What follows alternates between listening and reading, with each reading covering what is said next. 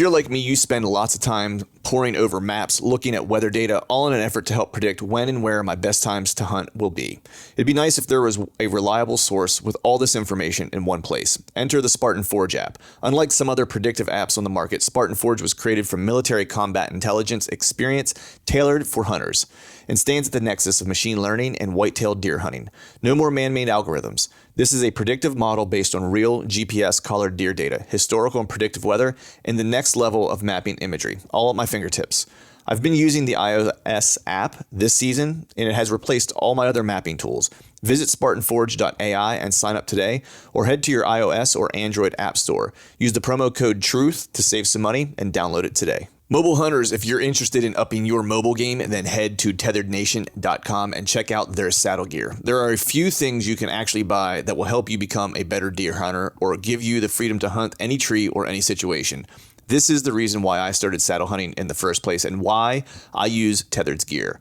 I can honestly say that Tethered's saddle gear has changed how I hunt for the better. Big tree, little tree, from the ground, it doesn't matter. I'm untethered by my gear to hunt the best setup for the situation, instead of hunting for a tree that my gear can use. My current core setup consists of the Phantom saddle, tethered one sticks, and the Predator platform, along with an assortment of their accessories. So if you want to up your mobile game, head over to tetherednation.com.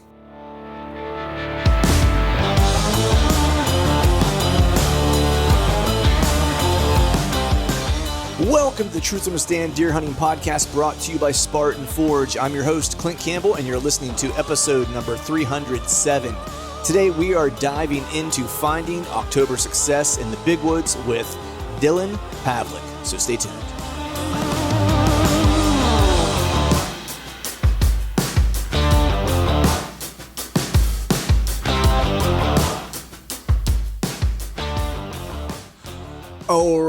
All right. What is up, everyone? Happy Wednesday to you. Hope you're doing well. Hope you are feeling fine. It is here. Scrape week is upon us. One of the best times of year to kill immature deer, a big deer, is this week. Unfortunately, man, it looks like I haven't looked at actually, I just got home. I was up in the North Piece, and so I didn't have cell service up there, and I haven't looked to see what the forecast for this week is going to be. I know when I looked last week, it looked pretty crummy, like it was going to be warm and rainy for a large part of the week, but I haven't checked the update to see what that is, which really kind of bums me out. But we'll just kind of get to it, give you two quick updates on my hunts the past week or so. So that 18th, I always kind of talk about that time frame, like 16th to the 20th, ish around there, roughly, is my favorite time to hunt by like far and away. Well, at least my favorite time to hunt in Pennsylvania, because I'm usually gone during part of November, and I usually don't get out in that first week of November because I'm usually traveling somewhere. But I've kind of found some gem spots where they turn on around those kind of specific dates that I kind of look for, and because I'm a working guy like everybody else, I try to prioritize if I'm going to take a day off or take maybe a morning and go hunt. I try to do it around those dates, and try to maximize my time and just have a strategic strike and try to carve a deer out of the woods, if you will.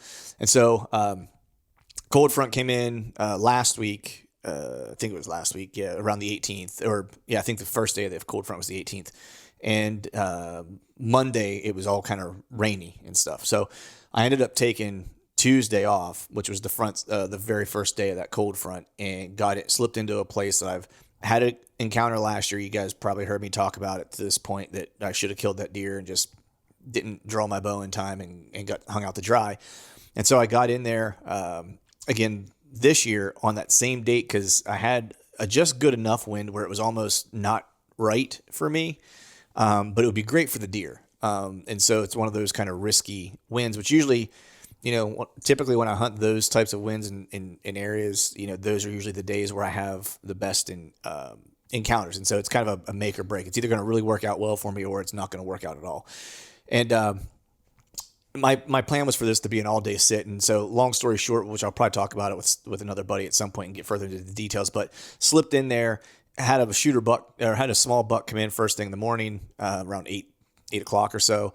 And then had a shooter come in probably around 8:30, and then he kind of ran off, kind of not hauling ass, but he was getting out of there. And that was kind of weird because he didn't smell me, didn't see me, didn't hear me. He just kind of was hanging out about 40 yards away. There was no shot. And he just kind of turned around and he was in the brush and just kind of left. But when he left like he was like, I'm out of here. And so I was sitting, the rest of the afternoon or the rest of the morning, didn't see anything. And I just happened to look through like this brush and was like, man, it looks like an antler. Now, I don't pick out antlers very well. If you know me at all, I'm terrible at shed hunting. And so I don't pick antlers out of the terrain or through brush very easily or very well. And so I was like, it's probably not an antler. And so it's through all this mess of brush, and I was like, I should probably put the glass on it just to make sure. And so I threw the glass on it, and sure enough, there was a buck that was bedded like 40 yards away from me. So I think what happened was that first shooter I saw was in there messing around around 8:30 or so. I think that shooter, the second buck, came in and ran him off, and then that buck bedded down. I didn't see him till like, I think it was 10 o'clock or 11 o'clock or something like that. And then once I saw him, I watched him for an hour, bedded there. He got up and moved. I thought he was going to come to me, and then I lost him. I couldn't see him, and then he disappeared. And then I heard him sneeze or cough, so I knew he was in the same general area. And I didn't think he would go very far because it was the middle of the day, and that's where he was going to bed for the day. And I heard him, and then about 15 minutes later, I heard him sneeze or whatever it was, cough again. And then 15 minutes after that, I saw him stand up and just kind of meander around. And he never made a turn like he was gonna turn toward me. He just kind of walked out of my life. And so that's 2 years in a row in the same spot where I've had a shooter that just that I had to watch just walk away. This one was because he was 40 yards away, but just so much stuff between he and I, there was never a shot opportunity. There was only once where I picked my bow up, and it was the first time he and from being bedded, because he stood up and looked straight at me, and he was pointed like he was going to walk toward me. So I had the glass on him with one hand and a bow in the other hand, and was just kind of waiting to see what move he was going to make. And, at the end of the day, like what he ended up doing when he stood up and I lost him, he actually just walked behind the brush a little bit. I spent probably 15 minutes glassing all that brush trying to see if I could just see something move to pick up where it was at again, and just nothing. And then I started, just scanning around like you would do while you hunt. And at some point while I was scanning and not looking over to my west, he slipped back through and bedded right down exactly where he was previously. Only now his head was the opposite direction, and his ass was where I would have seen the antlers. It's the only spot I could see. So it wasn't like I could see the rest of his body, because when I spotted him the first time, the only thing I could see was like his ear and one side of his antlers. And then every so often he would pick his head up while he was sleeping, and he would turn his head from side to side, and I could see both sides. Great deer, awesome mass, shooter all day. Got a good look at his front, like when he stood up, big brisket. Big chest. So he was a big deer, mature deer. Bummed out that I didn't get a shot opportunity, but super cool hunt, just to kind of watch him do mature buck things. It was super cool just to kind of observe and take notes. And one thing, the reason he got up and moved and shifted around was because the wind shifted at that point. And so he was just kind of making his adjustment to be set up, optimally for the wind that we had, in that particular area.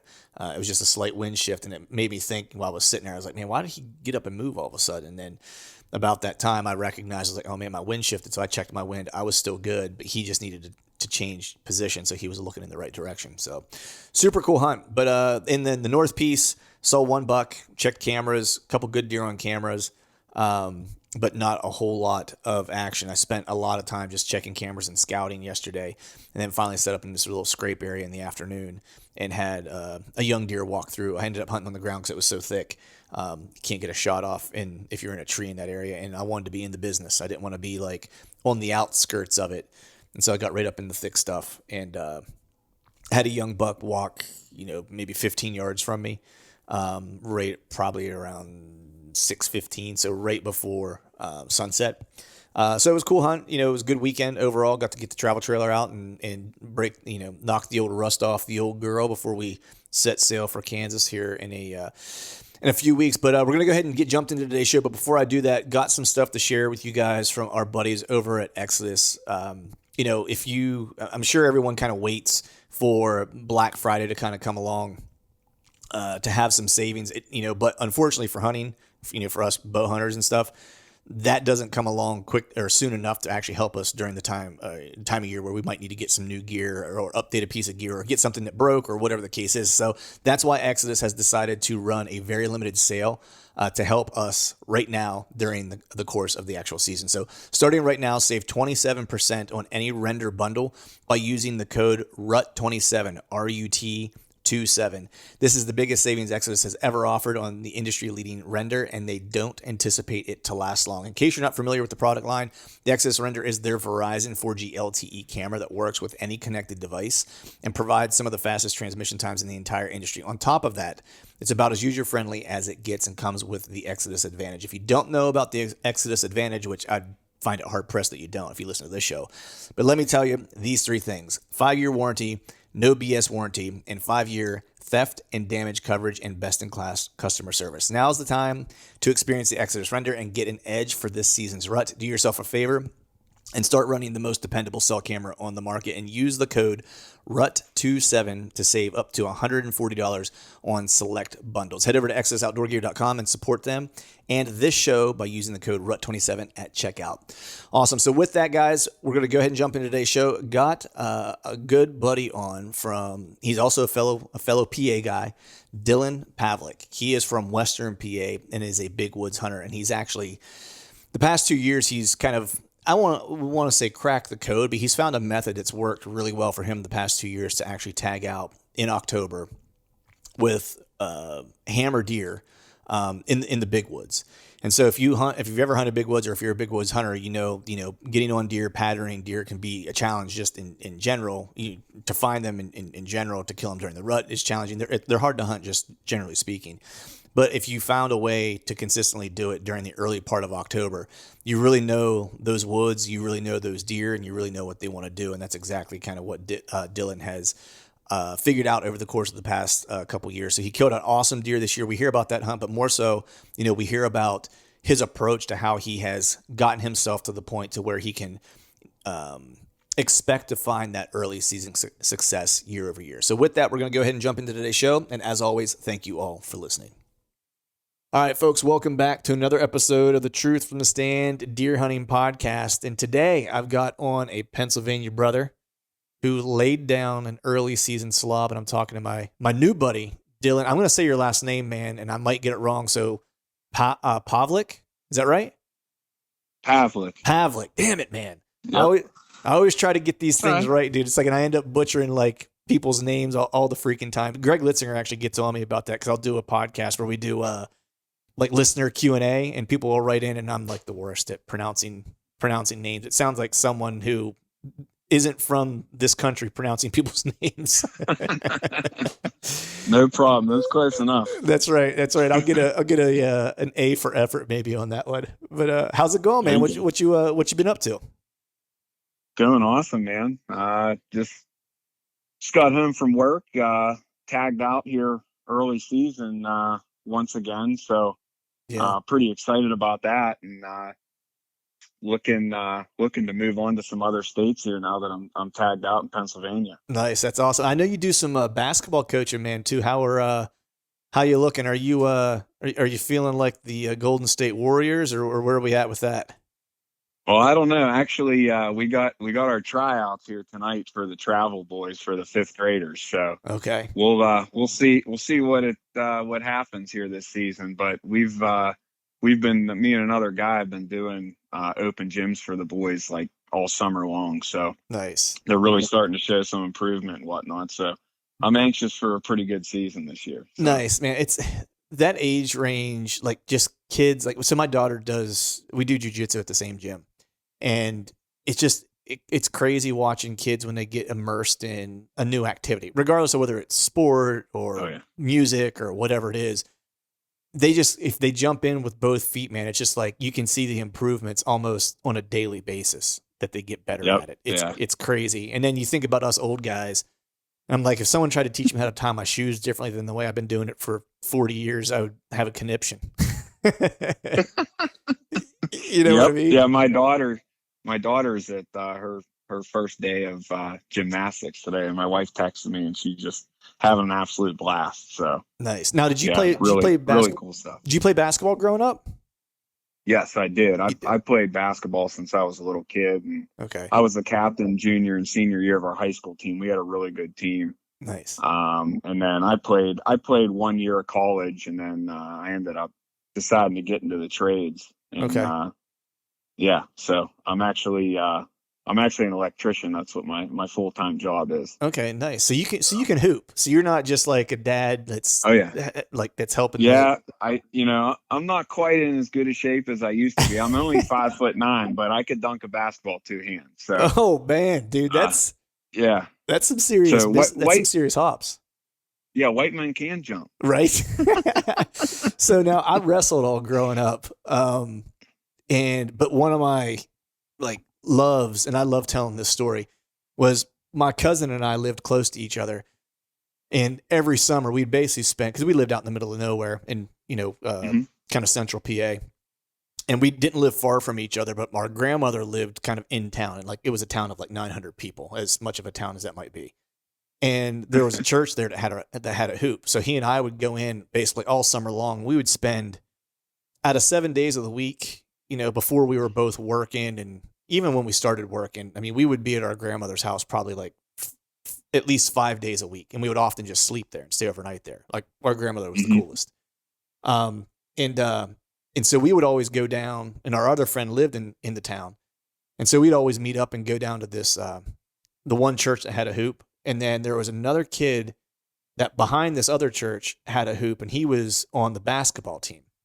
So he and his friends would play basketball there during the summer. And, usually we wouldn't be there at the same time. And so we basically just played street ball. You know what I mean? Like we weren't, none of us played like on a functional team, but my cousin was big, like for our age. Like he was probably, when we were sophomores, he was probably like 6 foot and probably like 210, 215, just like a big kid. Wow, You know what I mean? Like just a big big boy. dude. Yeah. And my other friend Dustin and I, like we were both smaller but had handle. You know what I mean? And we're Yep. quick. And so we would just basically go down there and and shoot hoops and play with whoever would show up and whatever. And so the one day we get there, and I promise everyone listening, we'll get to deer hunting here in a second. But this is my living my glory days here for my one great basketball output. So we would always pretty good in gym, and people hated playing us because we had played together so much during summers to where it's like we actually had like little design plays that we would draw up or whatever, between the three of us. Hmm.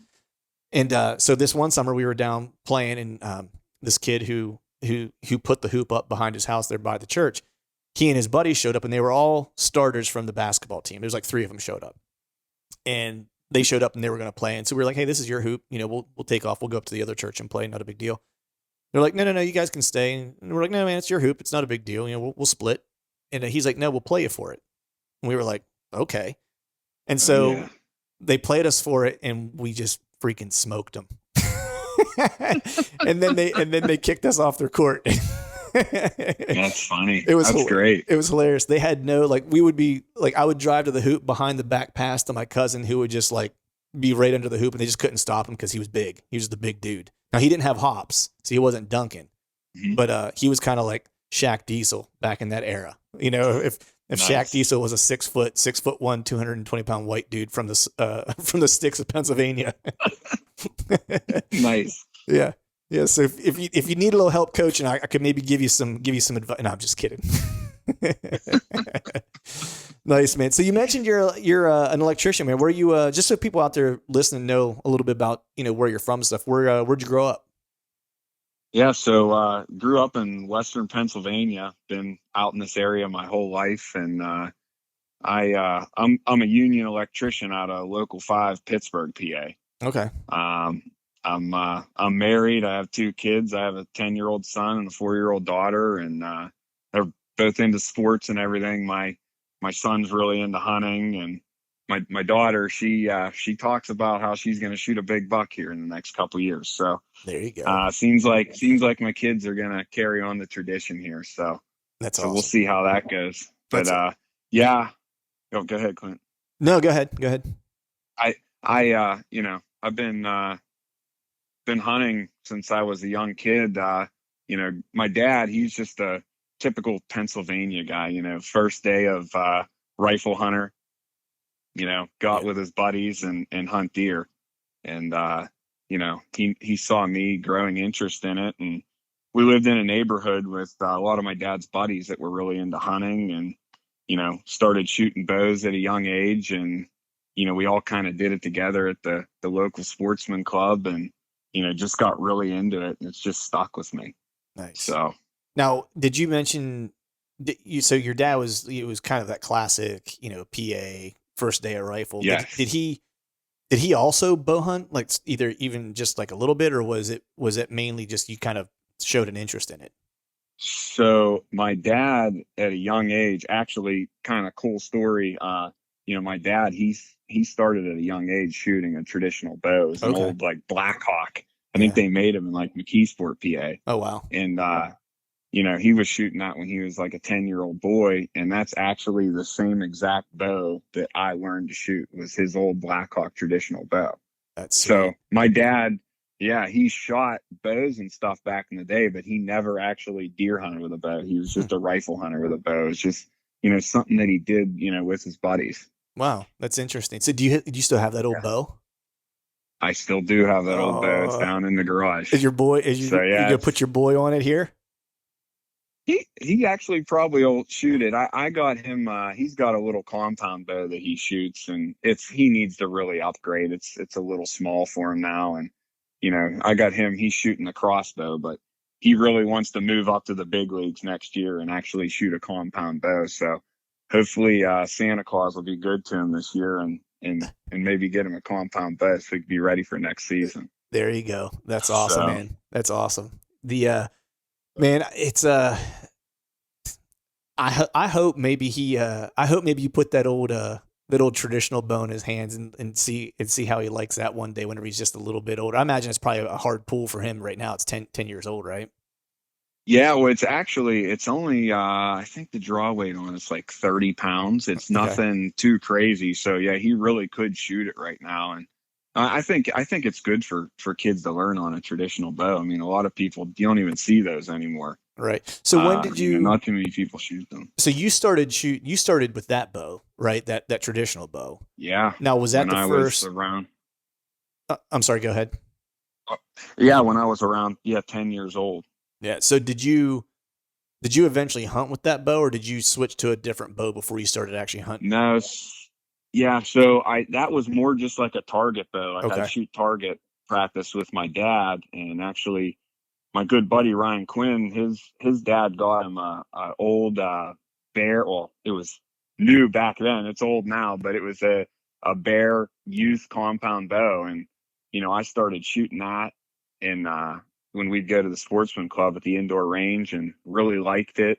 And actually, his dad passed me down his old bow that. It might have been 15 years old at that. It was an old Martin Firecat. And this thing, I mean, it was special. I actually still have that bow. It's hung up in my garage. It's a conversation piece. But he actually passed that bow down to me and, got real comfortable with shooting it with it. And that's, when I did my hunter safety course and had my license as a youth hunter, that's what I went out with when I was 12 years old, was that old Martin Firecat, aluminum arrows, muzzy 3-blade broadheads. And I was out there ready to get me a buck. Right. That's awesome, man. So, I think your story, how you started hunting is pretty typical for us PA guys, right? Like usually dad and granddad maybe are into gun hunting, and maybe they mess around with the bow a little bit. Like my dad's the same way. Like he gun hunted. He always had a traditional bow, a recurve bow around the house. And, and I've told this story before, but he would usually, if he took it out, it was mainly after it had rained in October sometime, or maybe on a real windy day where he would just kind of stalk. I mean? He typically didn't go out with a bow otherwise. So I didn't get introduced to bow hunting until later, for me, unfortunately. Right. But, so I say all that to say there was a very specific way that PA hunters kind of are introduced to hunting in that regard, right? There wasn't a whole lot of talk in our hunting camp with like my dad and my uncles and stuff like that about hunting strategy or anything like that. It was all pretty superficial. I mean, I loved it as a kid growing up. It was awesome. Tradition, killer. but I wouldn't say that I gained a whole lot of insight on how to like be a good hunter necessarily until I got older and started seeking out different information myself. So I'm curious, like, because you didn't have a lot of bow hunter, or I shouldn't say a lot of bow hunter. I don't want to answer the question for you. Did you have other bow hunters around you? And if not, how did you start to kind of put the pieces together as to how bow hunting is different than rifle hunting in PA? So to tell you the truth, Clint, I mean, I really didn't have too much of a mentor for bow hunting. I mean, I had my dad's buddies that lived in the neighborhood who were my buddies' dads. You know, they were bow hunters and, you know, learned a few things from them. But, you know, back in the day, I pretty much learned bow hunting from failure. I can't tell you how many times that I messed up on deer as a youth hunter. Just trying to figure it out. You know, you go out, you know, you figure out where the deer are coming through, you know, you get set up and then the deer comes in and, you know, you wait too long to draw back, or it catches you moving before it comes into range. And there's just so many little things that I learned over the years by messing up on bucks that have made me the hunter I am today. And you know, it's a totally different story nowadays with all these podcasts and everything you have. I mean, if you want to learn, you can learn. Open your ears. You can connect with people on social media. You know, you have all these podcasts out there to listen to. It's just insane how much you can learn now. Now, that still doesn't mean that you don't have to put in the time in the woods, because I think the best way to learn is to just get out there and do it and figure it out. Like I said, through failure, that's the best way to become a good hunter. Yeah. 100% agree, man. I mean, that's the one thing. I think a lot of times when, you know, and I agree with you, there's a ton of outlets now to give you good information and get you pointed in the right direction. You know, like Nick, you said, like growing up, I didn't have anything like that, you know, even close to what we have now in terms of accessibility to information for things that I'm interested in. But, you know, I think a lot of times people take what they might hear somewhere, you know, as well intended as it might be, as the gospel, and it doesn't work the way that someone described it. And they might forget, you know, they either maybe don't know, you know, or they might be new and not know, or they know and maybe forget that these things that you hear on podcasts or wherever, you know, is a good insight, but you have to really, to your point, put the boots on the ground and see, like, does it work exactly how they described it for me? Or does it work a little bit differently because I'm hunting in a different place, you know, or I'm hunting different terrain, and so there's a little bit of that trial and error to your point. I think it's all a degree of like failure you have to have with even just trying different tactics out and stuff like that to make sure, to find out whether they work for you or not, or find out whether you're even comfortable using them or not. Right. Right. Yeah. I mean, I agree totally. And, you know, it's very situational too on how these different people's tactics work. I mean, you know, you listen to all these guests that you have on the show who are unbelievable hunters, and like, you know, a lot of them have the same mentality and mindset about how they go at things, but they also have slightly different things about how they attack certain situations in the woods, and how they hunt scrapes, and how they hunt rubs, and, you know, how they set up on a deer where it's bedded. I mean, they all do things a little bit different. So I think you have to have open ears and try to take in everything you can, and then, you know, take it to your playbook and see what works best for you. Yeah, no, 100%, man. I couldn't agree more. And I think when people when they realize that, that's whenever they start to kind of find their groove, if you will. You know what I mean? Because it's all situational, and it's based on, you know, for me, I'll just give for example. Like for me, I play I've talked about this 100 times, but I play a lot of the date game. You know what I mean? Around specific areas, and I try to target specific dates. Reason being, we're getting close to your date game. Oh, I know, man. I'm actually might have took a day off tomorrow. Just ooh, you got that cold snap coming. I do. I got that cold snap, and the dates are right. And it was actually where I had an encounter last year on the same date the past 2 years.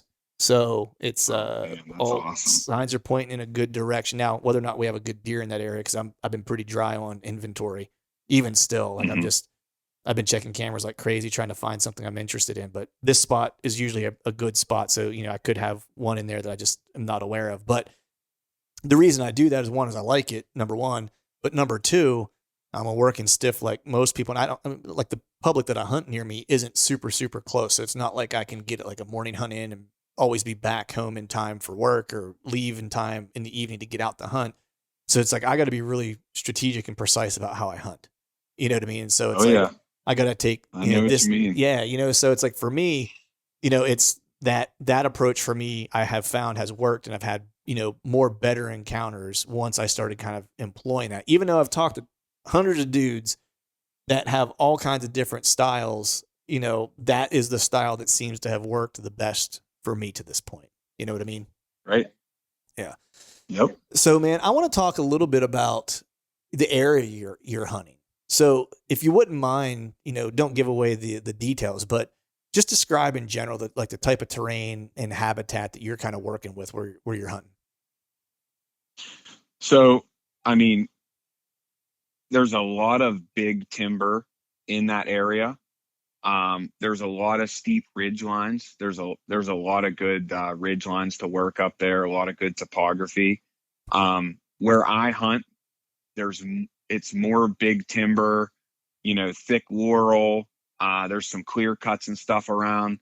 There's not so much farm country, but not too far from the area I'm in, there is farm fields and stuff like that. But I'm basically hunting the big timber portion of these areas. I like to use the steep hillsides, the benches, the points. I like to use those to my advantage and help me figure out how those deer are going to travel and set up where I think they're going to come through and right and make it happen. What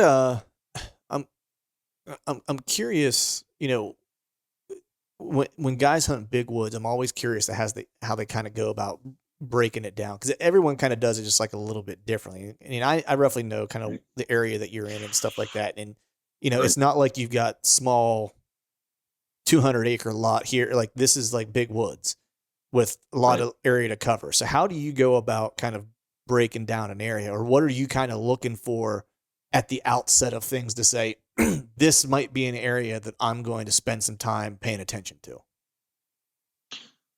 So when I look, the first thing I like to do is I like to get on my maps, and I like to e-scout, and I'll take a portion, I'll take an area, and I'll pick out my certain spots where I think there's going to be deer, whether it's a bedding area or whether it's a travel corridor.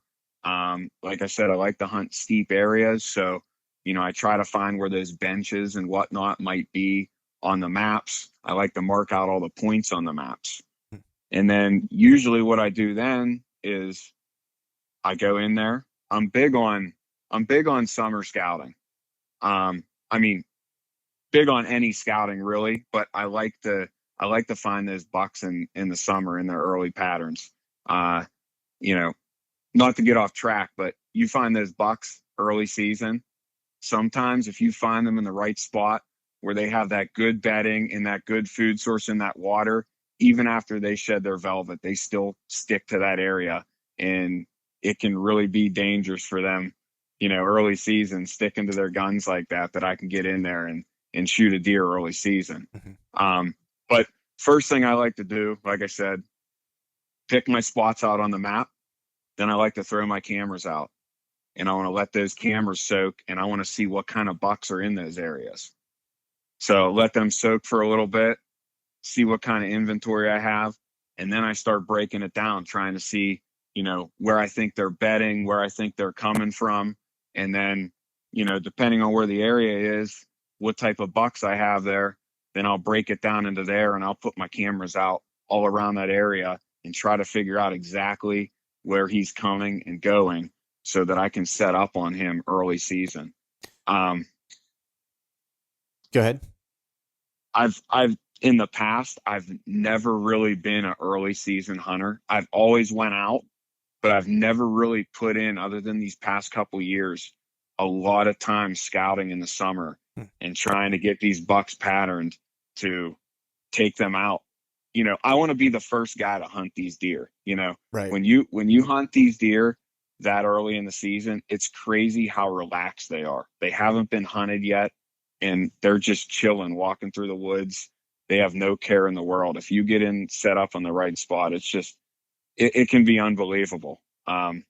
This is my second year in a row, first sit of the season that I took out a PA buck. Yeah. So that's it can be done. That's a great way to kind of put it. Be the first guy to hunt those deer, because Yeah, it's I mean, you're right, man. When I live in an area where we have a little bit of an early opener, in a special right. regs unit, so a lot of people don't want to hunt that early part, that super early part of the season. But the deer I see during that time of year, man, it's just like, I mean, I'm watching deer like bed in scrapes and stuff like that. You know what I mean? Like, and not even in areas that is a scrape that like I would even hunt necessarily, but it's a scrape that's like on this line of travel. There's two particular scrapes I'm thinking of. It's on a line of travel on this elevation line, specific elevation line that kind of, there's a scrape line, and there's one big primary or two decent primary scrapes kind of along it. But like this one scrape, I just had a camera because I'm trying to watch like when does the travel line of movement pick up? You know what I mean? Because I know where they're ultimately headed. You know what I mean? I just want to see when it picks up, and Right. have bucks just land. And this is kind of in the open. It's not a scrape that I would hunt, but it's a scrape I use kind of for inventory. And it's at the bottom of this drainage. So there's like a good thermal pool there, and bucks usually hit it at night. And that's another reason why I really don't hunt it, but I use it for inventory. And I have bucks just like bedding in it, and it's in the wide open. You know what I mean? Yep. Like, but now, about right now, that's not happening anymore. You know what I Oh mean? yeah. Like, they're starting to get some pressure now, and those deer are definitely aren't quite as comfortable in those areas. I walked in there to check that camera the one day, and I mean, I wasn't necessarily trying to be quiet. I was just kind of getting in there to check a camera, and I was going to walk to go hunt somewhere else. Walked in there, got to where the camera was, and looked about 40 yards in front of me. There were two deer kind of milling along this, basically along this brush line. And I wasn't trying to be quiet. I mean, my wind was good, but they could have cared less, And I mean, I'm Right. sure they heard me walk in there, you know. Yep. But so what are you setting your cameras up on in those places? So I know you're kind of looking for those, for those points and things like that, but what are your kind of specific kind of camera setups to capture that inventory during that time of year that you're trying to use for early season? Well, like I said, benches are like my biggest thing because a lot of this steep country, the deer are forced to travel those benches. I like to try to put my cameras outside of where I think bedding's going to be. Thick mountain laurel, clear cuts, anything along those lines. And I like to try to find these benches. A lot of times on these steep hillsides, you'll get a bench, you'll get two benches pretty close together, and you'll find some trails that are running between benches. And I like to set cameras up, at the top of that next bench coming up that trail. Mm-hmm. So almost like the trails are vertical, going almost straight up and down from one bench to the next. Yeah, like kind of on an angle from bench to bench. But right. Yeah, it's crazy. It's you find these trails and these deer, and they're not like heavy beat down trails. They're lightly used trails, but those deer are using that, because it's the easiest way for them to get from the lower bench to the upper bench. Right. And so I usually like to set them up there. I like it seems like those bucks always like to bed on like the eastern ends of points and whatnot. Mm-hmm. So I like to set my cameras out on the points there and try to catch them where they're bedding. I've never, until the past 2 years, I've never really been good at finding buck beds. I've had a lot of trouble with that, and it's kind of an art. There's so many guys out there that are so good at it, like Greg Litzinger. I mean, that dude's insane with that. I mean, he's insane, but it's just boots on the ground and being in the woods and figuring it out. One thing that I did this year, which, I was a little scared, but I got a little bit aggressive with it, and I twice I bumped bucks right out of their beds. Hmm. Two really good bucks. And actually the one buck I bumped out, I think is what led to me shooting the buck that I did this year. But, it's crazy. People talk about not being aggressive and bumping those deer, but the one bed that I bumped that buck out of, I put a camera on it. 4 days later, he's back in that bed. So, I mean, I think that it worked for him. Mm-hmm. I bumped him out of that bed. He lived. He knew that bed worked, so he's going to use it again. Yeah, exactly. So, I think, we don't give deer enough credit for having as much nerve as they do have. Now, yep. like if it's later in the year and he's been bumped maybe a couple times or something like that, like does he frequent it as often? Who knows? But I think definitely early season, to your earlier point where you're hunting relaxed deer, and being the first Yep. person to hunt those deer, like he's not too worried about that. The bed worked the way it's Yep. supposed to. He got out, no harm, no foul, like not a big deal, and he hasn't seen people all over him the past 30 days. Yeah, I totally agree with that. Yeah. What do you think? Because you said earlier, you really kind of started focusing a little bit more on early season here the past couple years, where it's like that really wasn't a strong suit for you previously. What changed for you? What do you think changed for you to where you started having more early season success? Podcasts. I mean, that's seriously. I mean, I was talking to Bo at Total Archery Challenge this year, and I mean, listening to you and Bo's, I've been listening to you and Bo's podcast forever. And I mean, all the guests you have on and, everything I learned, like I said, I listen to what everyone has to say, Mm-hmm. everyone has a different style, and I want to take all those styles into account and go for it. And, I see how Jake Bush does these things and, all the summer scouting he does. And he goes in on the first day and kills a buck. It's like almost every year he does it. It's crazy. But, Yeah. I kind of started to focus on that summer scouting more. And it's really crazy, if you put in the time and that is the problem though. Once those deer shed velvet, a lot of times they disappear. Yeah. They do. But when they do disappear, they shed that velvet, the acorns are dropping. If you can relocate that buck again, like you have a really good shot at killing that deer. Right. Because that's the area he's going to be in. Yeah. I think the hardest part for, like the way I kind of look at early season and summer scout, I admittedly don't scout a ton during the summer. But I think that early season success, it's kind of, in my opinion, it's almost a volume play, right? Like you can't Mm-hmm. find just like a buck during the summer and kind of know where he's kind of bedded and hanging out, and then being like, "Yep, I'm gonna go kill that buck," because he might be transitioning. But if you know where there are Right. 5 or 6 good bucks, and you know where they're summering, and they're spending time, and you've located all of them, and you kind of know roughly where they're living and where they're going to want to feed and stuff like that.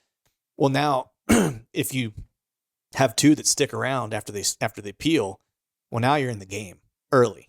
You know what I mean? And so exactly, that's the hard part, I think, for a lot of people, because, the amount of time you and or a guy like Jake or whomever that's killing deer consistently in the early season, like there's a lot of time boots on the ground locating these bucks during the summer and spending that time to go in early and kill them. It's not I scouted 2 days in July and 1 in August and I'm good to go. It's exactly. it's a lot more than that, Right.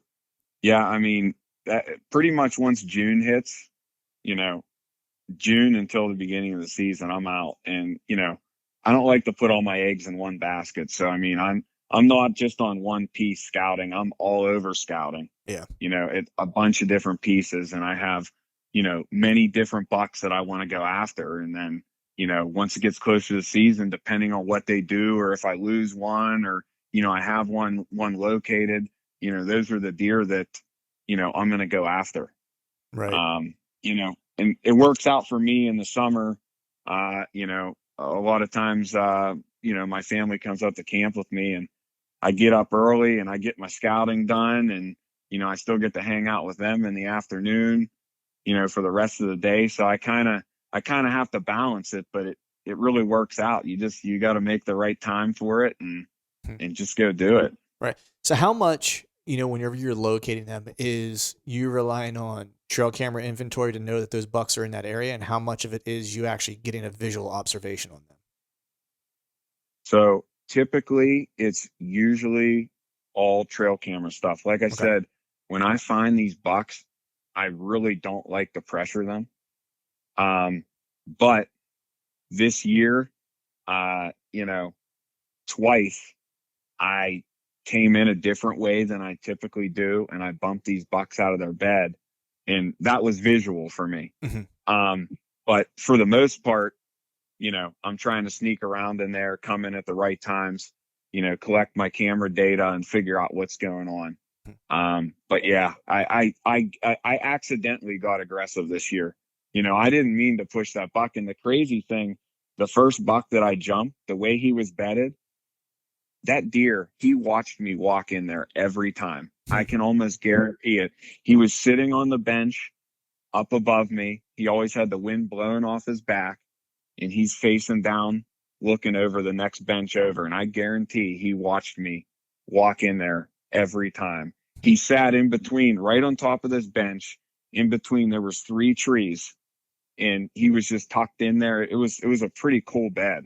It was cool to find it. I was a little nervous after I bumped him, but like I said, it was so early, he hopped right back in that bed 4 days later. Right. I had a camera on and threw a camera on it, and he was right there 4 days later in that bed.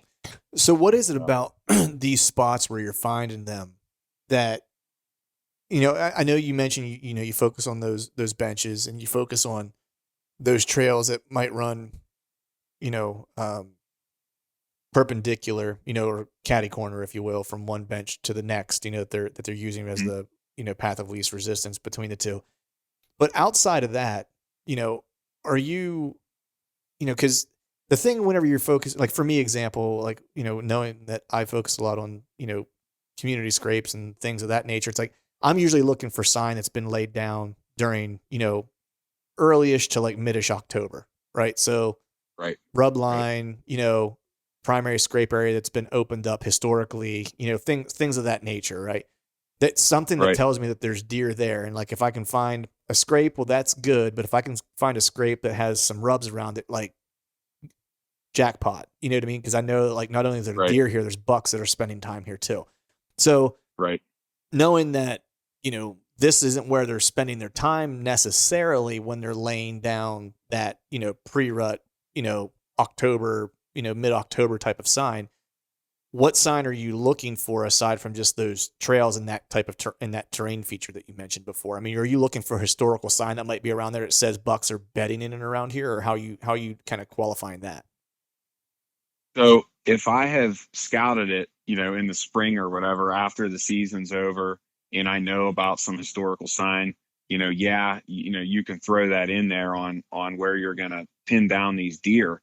But like this year, this piece that I was on, this was my first year scouting and hunting this piece that I shot my buck on. So I had no intel from last year, and early in the season like that, there's no sign. There's no sign in the summer really to go off of. So, I'm just looking at different food sources that they may, different browse that they may eat, and, trying to find where the oaks are. Usually, if you can't identify your tree, you can, if there was a good oak harvest, last year, you can find acorns on the ground and whatnot. So, trying to find those food sources as well where I think they're bedding, and kind of set my cameras up in that area as well.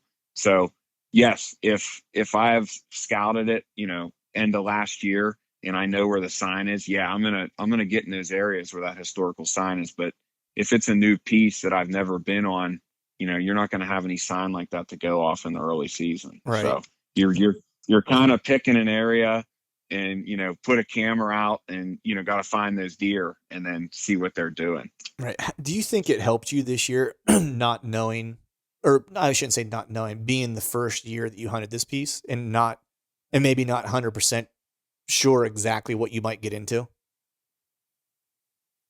I don't know about that. I mean, I always like going on new pieces of ground and scouting it out because it's so exciting. Once you scout it and feel where you think there's going to be deer, and it's really fun to get your cameras out and see what's going to go there. I don't know. I don't know. I don't know if it's easier or not, but you just kind of got to go for it. I don't really have well, let me ask it this way. Really know. If you had more information, do you think you would have been as aggressive this year as you were? If you think about it in context, when you think about it, definitely not. Right. I definitely would not have been as aggressive. And if you weren't as aggressive this year, do you think you would have killed that deer when you did? Absolutely not. I wouldn't have killed him. Yeah. If I wasn't aggressive. Yeah. Right. I feel like we were just on 60 Minutes. I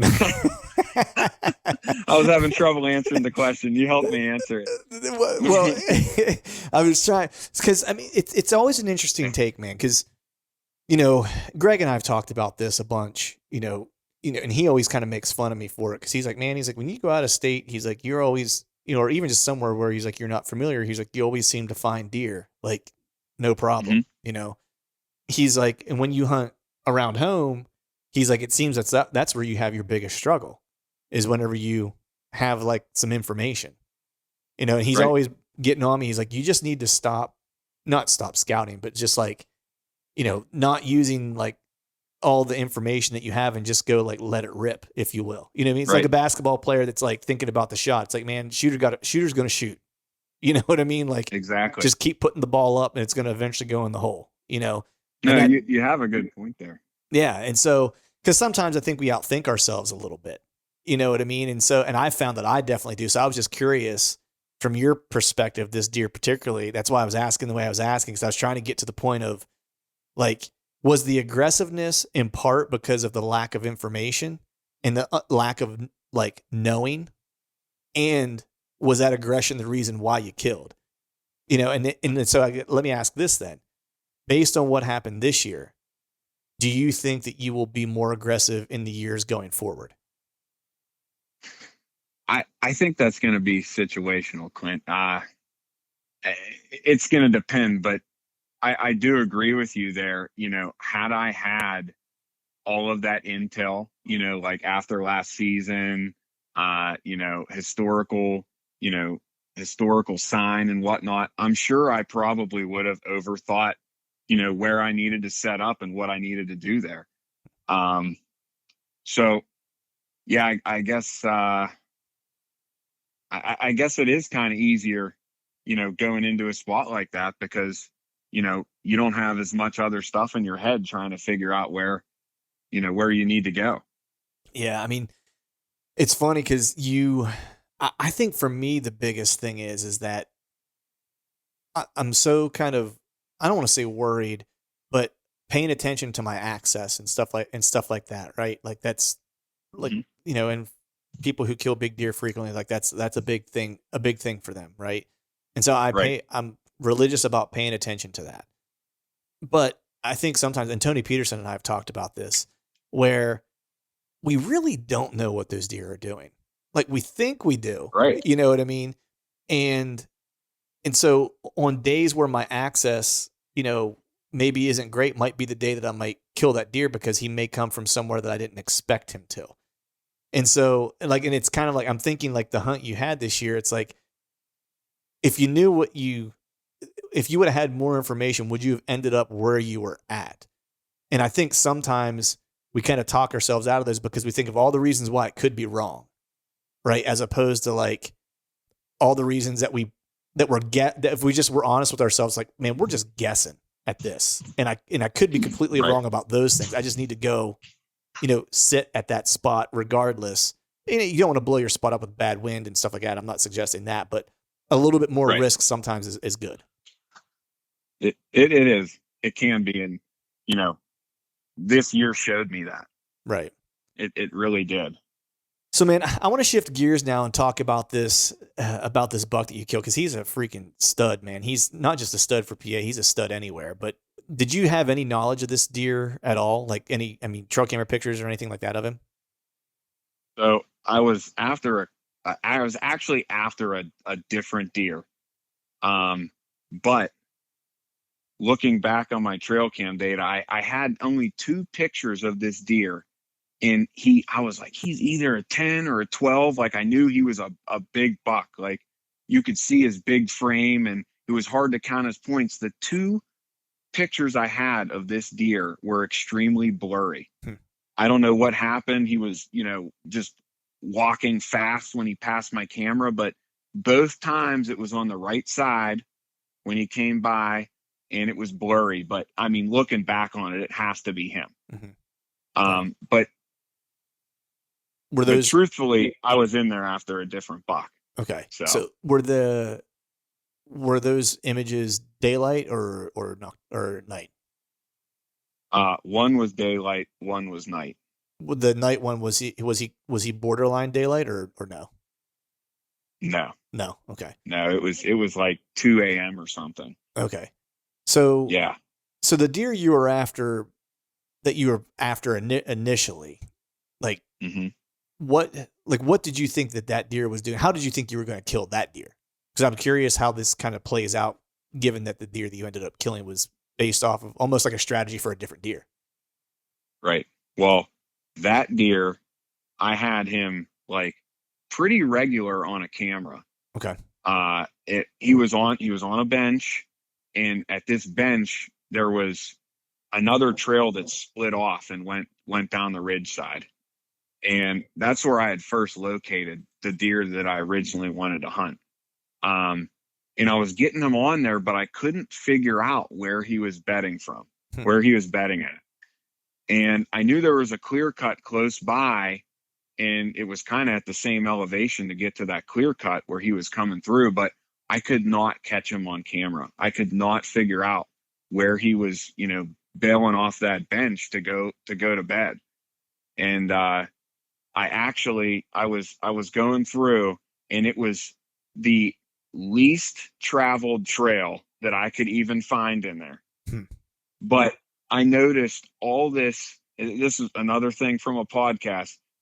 Johnny Stewart had said this, and it just kind of stuck with me. That guy, he's like a whitetail deer. Dude, he's a whitetail whisperer, I swear. Yeah, it's insane. But, I think he's the only one I've ever heard talk about deer poop on a podcast. But he talked about, the bigger mature deer, they're healthier, they're getting more of their piece in the woods. And, they usually have the bigger, clumpier poop. Mm-hmm. And I know this sounds so silly, but it was like one of the least traveled trails that went off to that. And I saw all that big clumped up deer poop. And I'm like, Johnny says this is what it is. I got to try this, So right. It's like, who am I to dispute what he says? Yeah. So I literally set my trail camera up on there. I let it soak for a week. 2 days after I had my camera, that's where he was going back to his bed. It was insane. I spent all summer trying to figure it out. What time of year was this, that trail camera picture?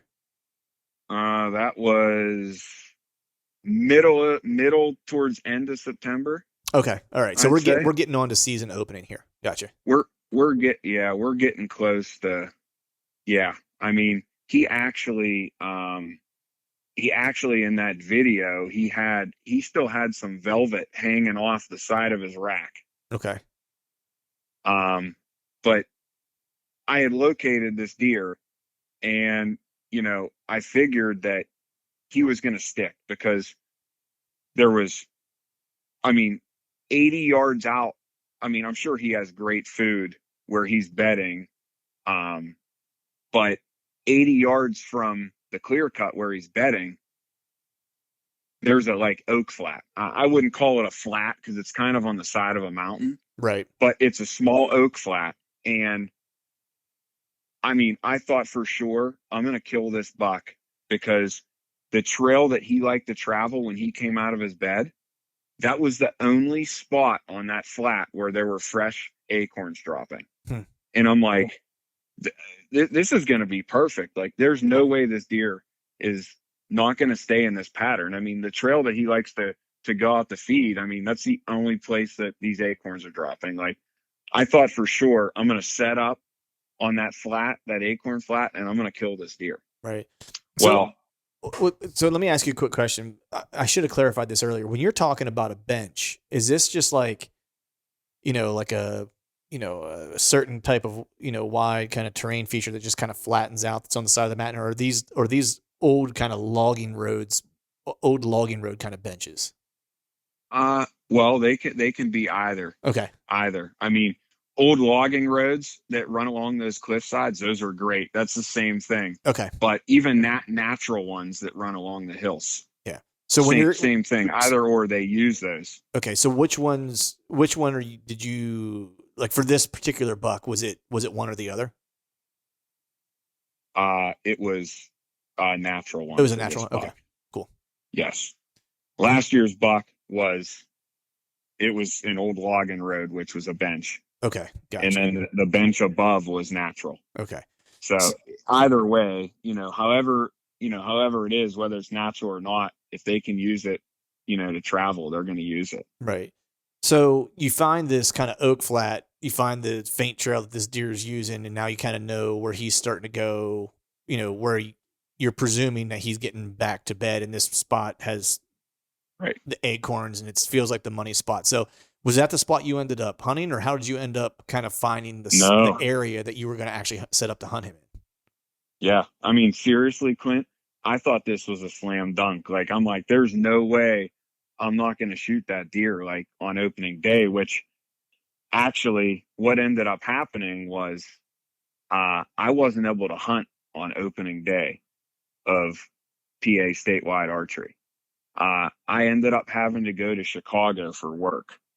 And I was like so upset because this is like the first PA archery opener I've ever missed. Right.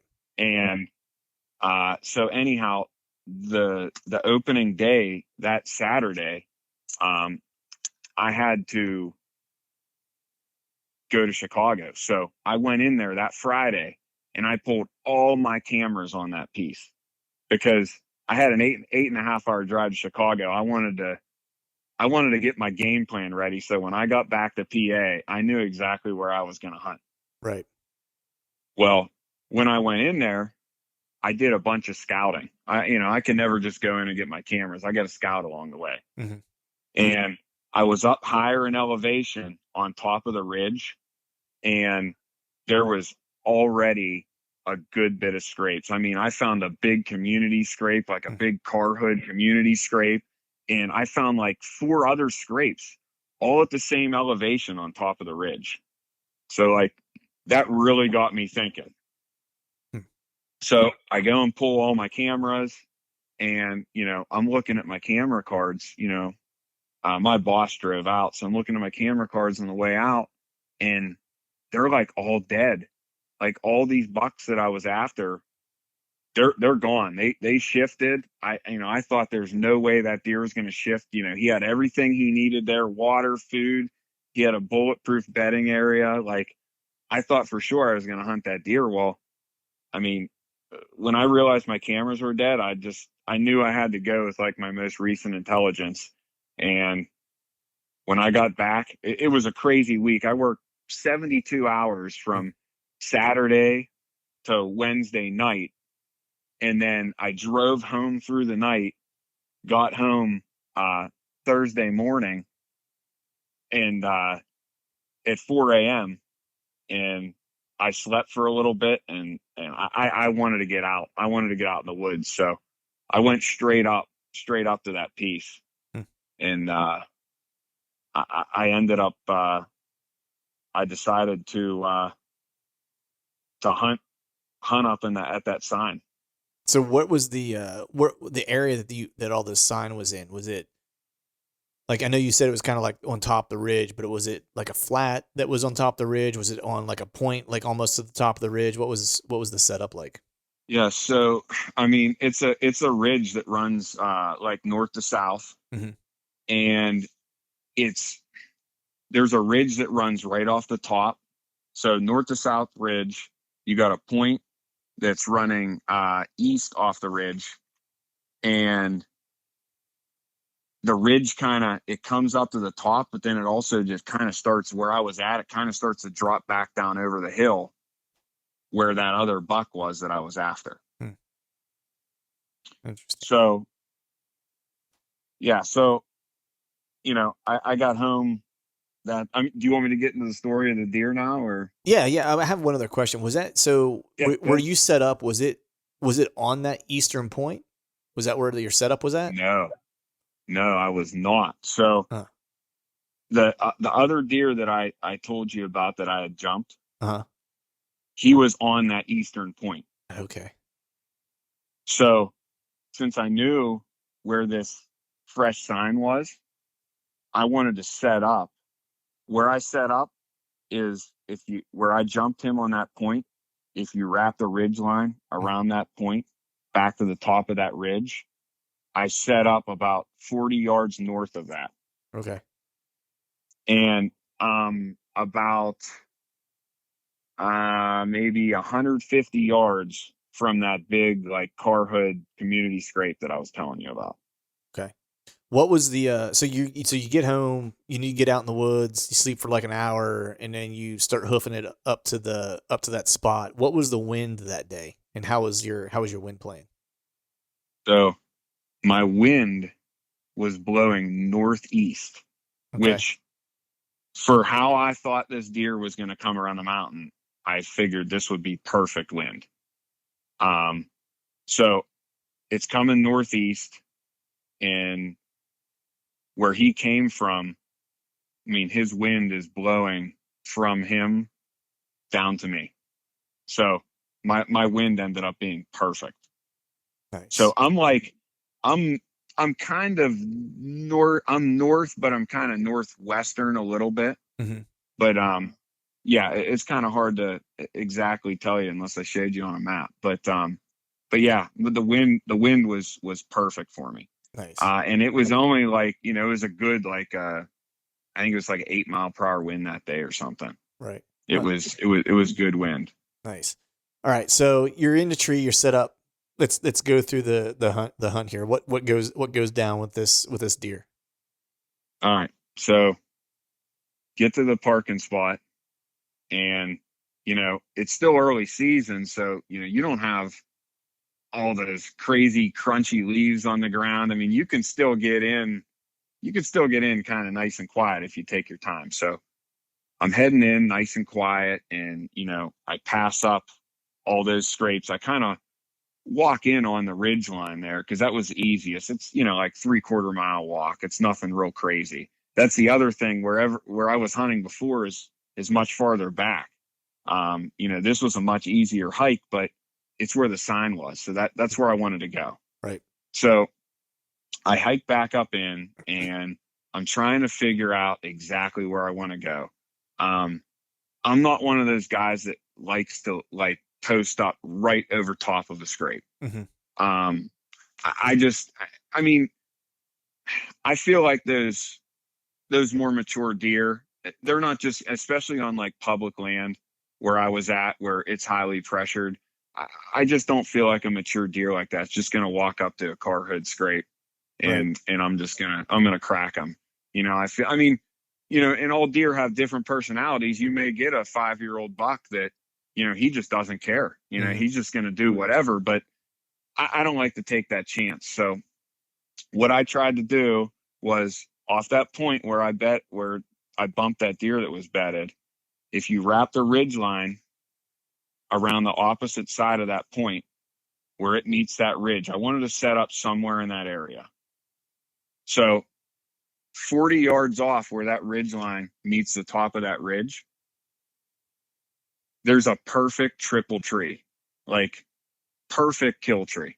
Hmm. Um, and if you came off that point straight back, there's actually a trail that comes straight out, um, by that triple tree, which I mean, I would never expect a mature deer to come straight back that point out in the open like that. But that was another option that I had, that trail. So I set up right there.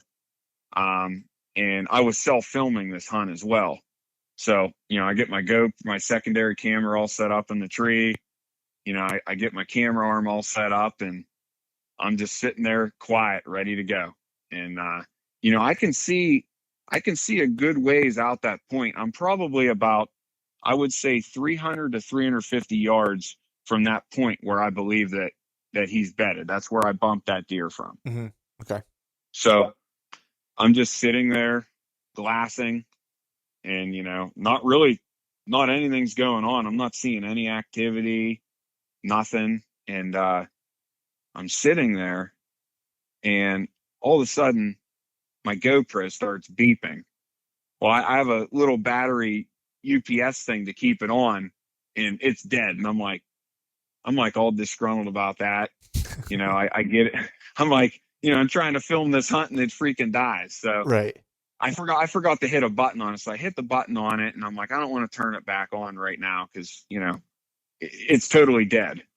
So I'm just sitting there nice and quiet. And all of a sudden I just hear raking to my right. And I'm like, what the heck? And I'm sitting in that triple tree. So, I mean, it's one tree, but it has, 3 sections that come up. So yeah. I'm in the middle of it. And then I have one tree to my right and one tree to my left. Well, I hear that raking, and I lean back in my tree stand, and I look to my right, and all I see is a big body deer, and he has his whole head in this sapling with all these leaves on it, and he's just rubbing his orbital glands in this tree. And I'm just like, oh baby, like I don't know what he is, but he's a big deer, and this is awesome. Like, he's making this scrape 40 yards from me. Like, I'm all pumped up. So he's done rubbing his orbital glands in the tree, and he puts his head down, and he's starting to make the scrape. And then that's when I realized, I'm like, he's a shooter. He's a shooter. So, I'm getting excited, get myself composed. And so I grabbed my bow, and I told you I'm hunting off of, the trail that the scrape line's on, but I'm also 40 yards up from the ridge line that I wanted him to come out on. Mm-hmm. So I'm assuming that once he makes this scrape, that he's just going to walk right up the trail and maybe head down to some of these other scrapes. So I have my camera arm is up against the right tree, and I'm thinking he's just going to walk out this trail, and it's just going to be a 15-yard chip shot. So I'm standing there with my bow in my hand. I got my camera ready, and I'm just standing there waiting for him to stop making the scrape and come down this trail. Well, as soon as he's done making that scrape, he starts to come across that trail, and he's going to start to work behind me. So, which, I mean, it makes sense because down over that hill, it gets really thick behind me. Mm-hmm. I'm sure some deer bed down in there. There's also acorns down in there. And I mean, it's a pretty secluded way also down to that clear cut. Right. So what time was this? 6:40. 6:40. Okay. 6:40. Yep. Okay. So I get he starts coming around me. So now I have to come the whole way around that the tree to the right of me. So I get my camera arm around the tree, and I work my bow around the tree, and he's coming in, and I don't have a shot yet. Like I said, he's 40 yards at the scrape, and he's coming in an angle behind me, and I have 2 open shooting lanes. So I get my camera focused, I get drawn back, and as soon as he gets into that opening where I want to shoot him, I make my little grunt noise. He doesn't stop. I make it again. He stops, but he's 32 yards, but now he's behind a tree. So I have no shot. All I can see is like mid body to his back end. That's all I can see now. So get my camera focused in again. I have literally one last shooting lane. It's also 32 yards. And if I don't stop him in that shooting lane, he's gone. I'm not getting another shot at him. Like there's no more shots. Right. So I'm clipped on, and as soon as I see his body look like it's going to move, I draw my bow back, and I made an even louder noise this time. Like he didn't stop the first time. I got to get him to stop. So I made that loud grunt noise. I settle in on him, and I let it fly. I'm guessing when I brought my bow across, I think I hit my arrow off the tree, and it opened the blade on my expandable broadhead. Oh, man. Because I shoot, and it hits him. I hate to say it, but this happens in bow hunting. It hits him right in under the ear in the side of his neck. Man. And first thing I immediately said was just, oh shit. Yeah. I mean, at that point, you're like, you got to be kidding me. Yeah. Yeah. I mean, 32-yard shot. I mean, there's nothing in the way. And I hit this deer in the neck.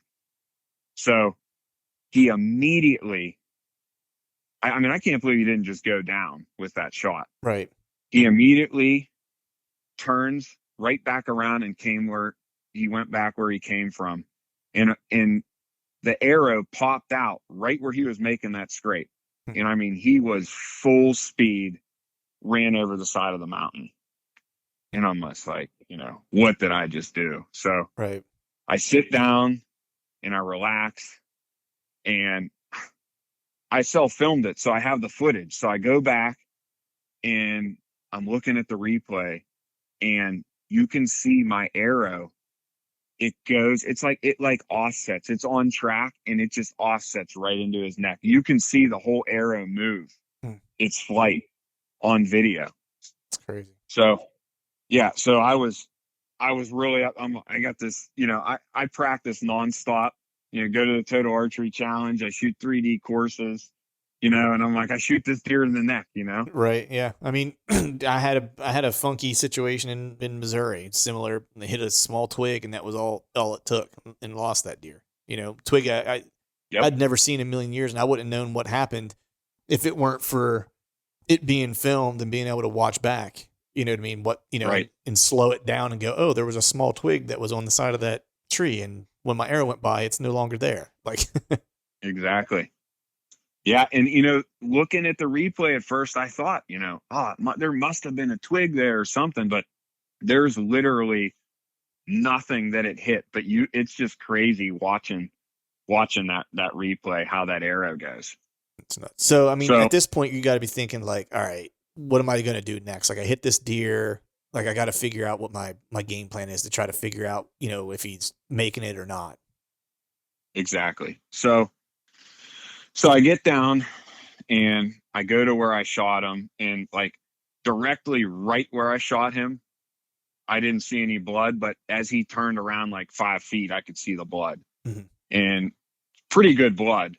And I walk over to where the arrow is, and it's pretty good blood, but I'm just like, I just don't know about that shot. Like, I'm looking at the replay, and I can see where I'm pretty sure I hit him exactly right where I hit him below the ear. But like, you got to hope to hit some arteries or something, and he's just going to bleed out. Like, that was really, it was the only way that his vitals are fine. So I was hoping that's what I did, was took some arteries out. And like I said, he was bleeding good.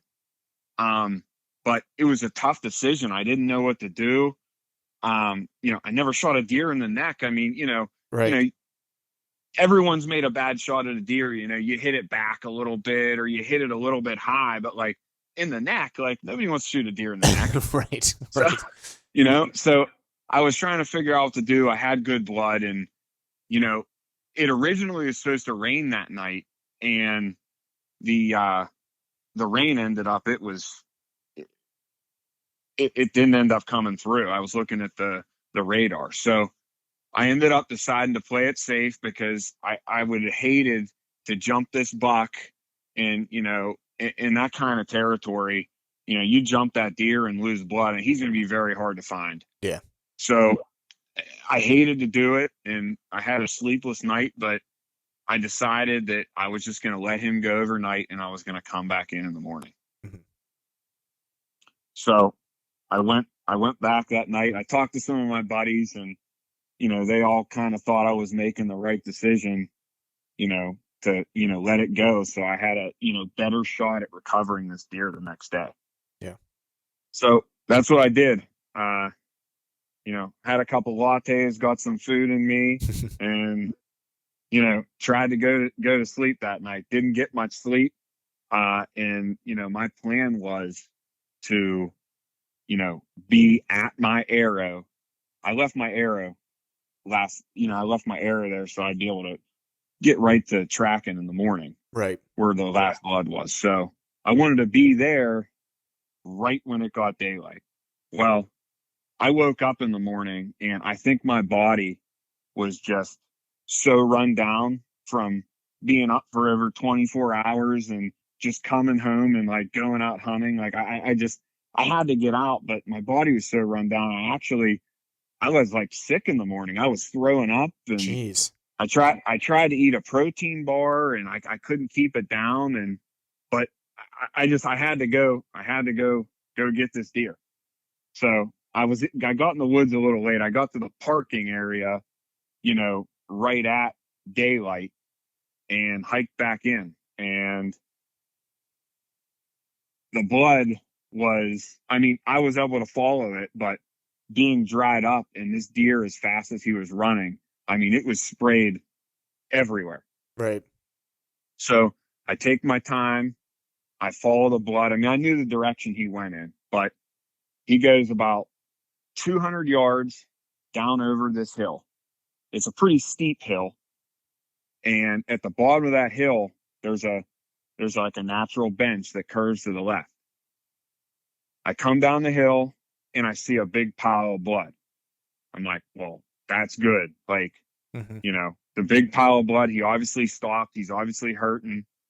So within the next 100 yards, there was 4 more piles of blood. Hmm.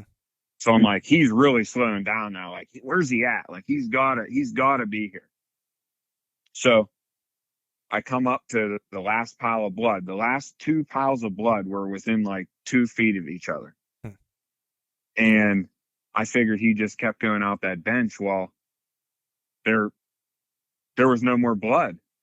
And at that point, hiking down there, I hadn't had any food. I was like a little lightheaded. So I literally laid down for like 10 minutes on the ground, drank a bottle of water, got a protein bar in me. I was able to hold it down, and I was good to go. So I get back up, and I'm standing I'm on my hands and knees at that last pile of blood.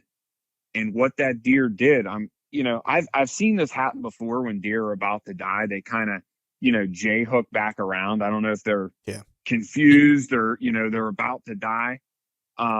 So anyhow, what that deer did was he J-hooked back around, and he went about like 10 feet. And like I said, it's steep country. Well, he fell down this hill that is extremely steep. I could see the skid marks going down. It has to be him. So when you go down this hill, you're not coming back up. So right. I inched down like a couple steps, and I'm making sure that there's blood. That was definitely him. Well, I found blood. It was definitely him. So slide down this hill, and at the bottom of the hill, he hits a sapling, and I can see all the blood there.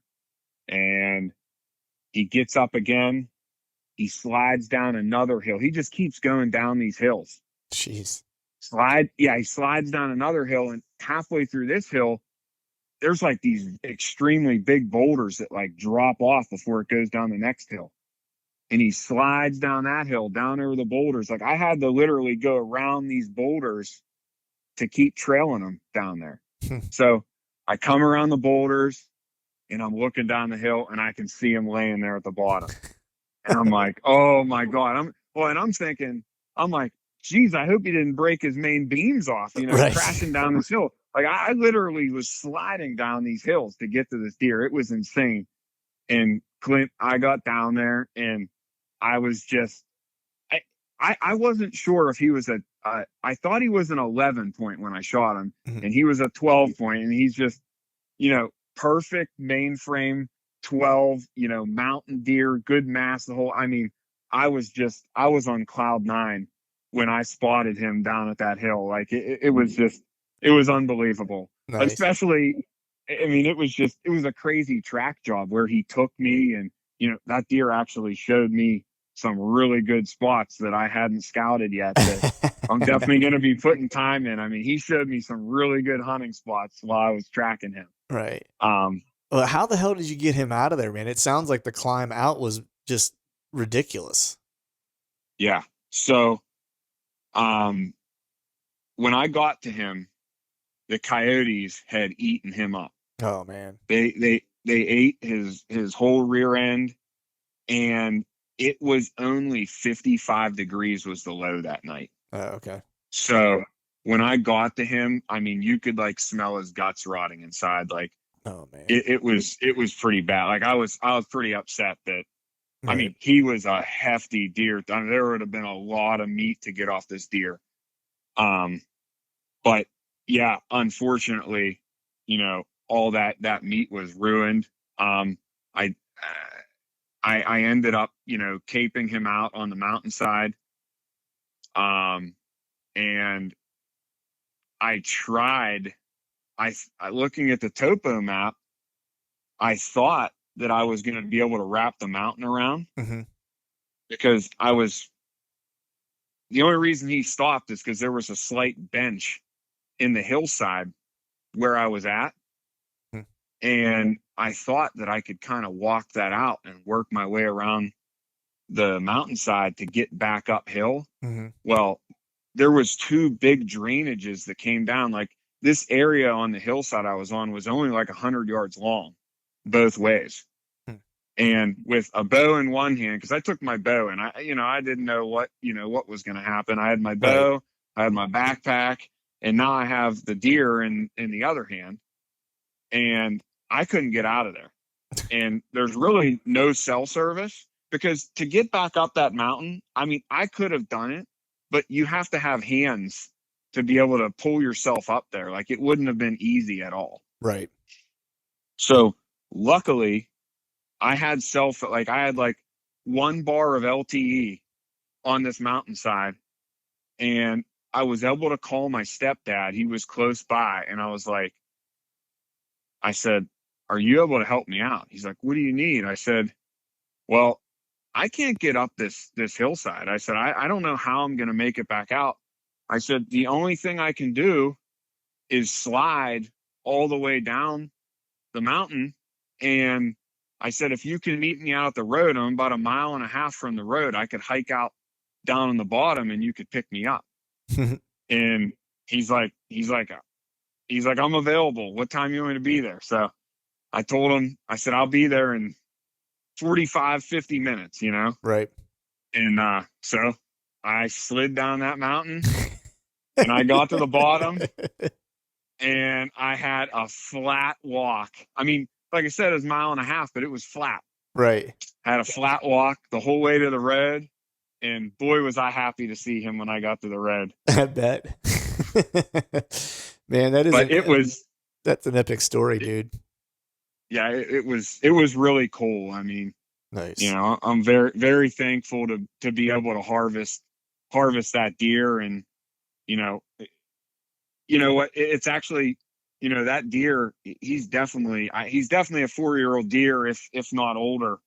That other deer that I was after, he really probably was only a 3-year-old, even though he was something special.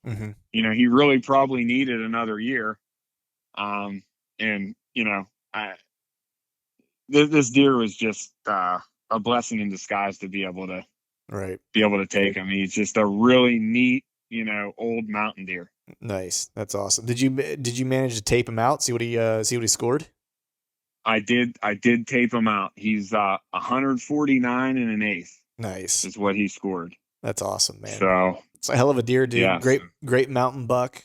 Great freaking Thank you. story, dude. Like just the whole thing, man. And I love the fact that he took you on a trip to a bunch of cool spots to check out and scout for next year. That might be where that 3.5-year-old that's something special. He might be spending some time in those haunts. Might be why you not maybe. You know what I mean? So yeah, I'm curious to see what you get into in the upcoming in next year. You know, to see if any of those haunts pay off. But yep, dude, I got one last question before I let you get going. So you have you got 3 tags to fill on public land, and your life depends on it. You've probably heard this question before. I have. I was wondering if you were going to throw it out to me. So you gotta pick 3 guys to fill those tags. Your life depends on it. Who are the 3 guys you're picking? You can know them, not know them. They can be famous, not famous. Doesn't matter. Who are they? That's a really tough one, Clint. There's so many guys that get it done every year and that I, really look up to and have learned a lot of things from. That's a really hard decision. I definitely got to go with Ryan Glitsky for sure. Mm-hmm. He's definitely one. I mean, Ryan's a killer. Dude he's just a genius at, he's a genius at breaking down terrain features, and, he's so confident, mm-hmm.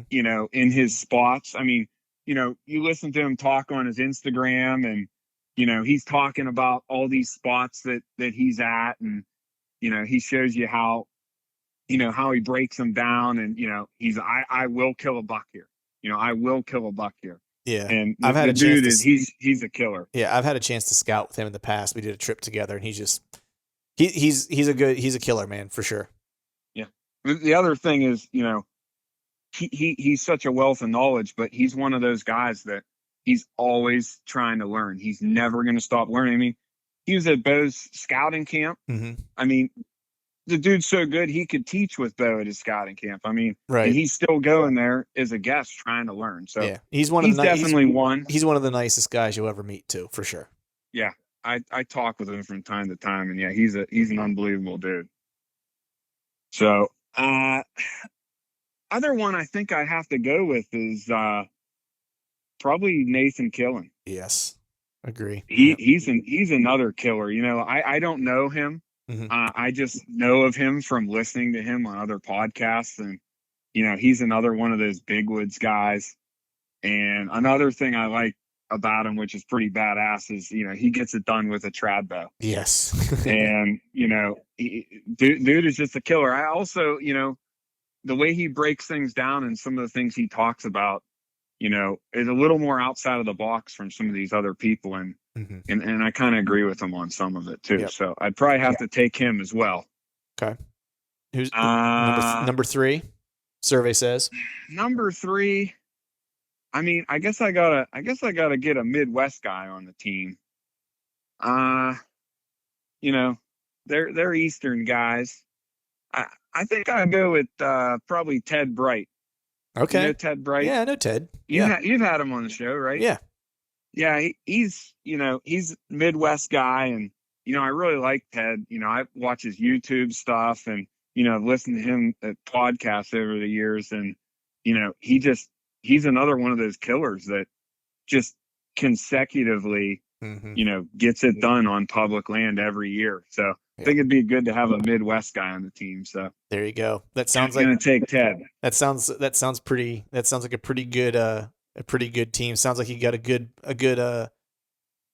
power forward. Sounds like you got a good center and a good point. So you're set. Oh yeah, that's right. Nice. Well, cool, brother, man. I appreciate you coming on. Awesome story. Congrats on a killer buck. Have good luck to you whenever you're headed out of state, wherever you end up going here the rest of the season with the rest of your season. Hope you find success there as well. Before I let you go, let people know where they can find out more about you, follow along with anything you have going on during hunting season or otherwise. All right. Yeah, you can follow me on Instagram. My Instagram is at Dylan Pavlik, DYLAN PAVLIK. And also, you can follow me on my hunting page. I also have a hunting page. It's called Full Draw Bro Staff.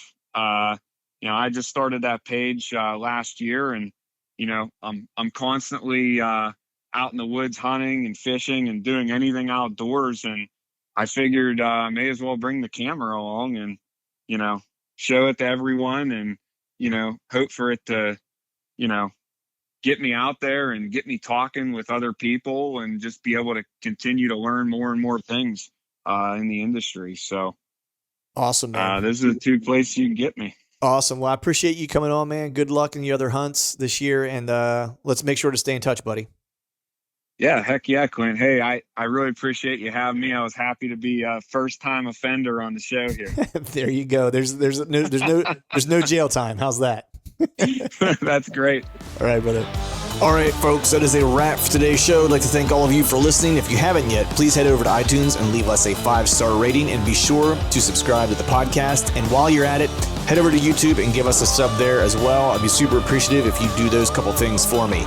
And before I shut this thing down, I need to give a big shout out to our partners who continue to help us make this podcast possible. Tethered, Spartan Forge, Exodus, and Skull Brew Coffee Company. And until next time, we'll see y'all.